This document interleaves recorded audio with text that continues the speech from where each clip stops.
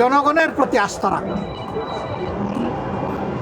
জনগণকে শান্তিপূর্ণভাবে সিদ্ধান্ত নিয়ে তার ভোট তার পছন্দ মতো প্রতীক এবং বাক্সে পৌঁছানোর সুযোগ দিন। আমরা একটা দুর্নীতি দুঃশাসন মুক্ত ন্যায় ইনসাফ ভিত্তিক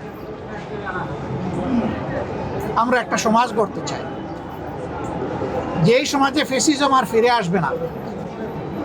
এর জন্য আমরা দুটো নির্বাচন একসাথে অংশগ্রহণ করব, একটি জাতীয় সংসদ নির্বাচন আর একটি হচ্ছে রেফারেন্ডাম।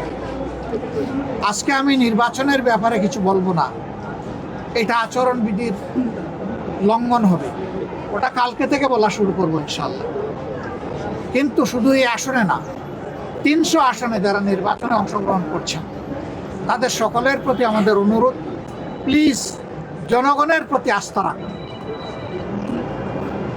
জনগণকে শান্তিপূর্ণভাবে সিদ্ধান্ত নিয়ে তার ভোট তার পছন্দ মতো প্রতীক এবং বাক্সে পৌঁছানোর সুযোগ দিন। এর মাধ্যমে যেই নির্বাচিত হয়ে আসবে সকল রাজনৈতিক দলের দায়িত্ব হবে তাকে সহযোগিতা করা, তাকে অভিনন্দন জানান। কিন্তু এখনই যদি সেই 15.5 বছরের কায়দায় আবার নির্বাচনী ময়দানকে উলট পালট করে দেওয়া হয়, তাহলে জাগ্রত যুব সমাজ কাউকে ক্ষমা করবে। তারা তো মুখের রক্ত দিয়েই পরিবর্তন এনেছে। দেশবাসী আমরা তাদের সাথে ছিলাম, নেতৃত্ব তারাই দিয়েছে। যে যুবকরা যুবতীরা নেতৃত্ব দিয়েছে, যাদের বয়স 30-35 বছর হয়ে গেছে, 18 বছর বয়স থেকে তার ভোট দেওয়ার অধিকার প্রতিষ্ঠিত হয়েছে, কিন্তু আজ পর্যন্ত তারা একটা ভোট দিতে পারেনি। একজন নাগরিকের সবচেয়ে বড় অধিকার হলো তার ভোটের অধিকার, সেই অধিকারই কেড়ে নেওয়া হয়েছে।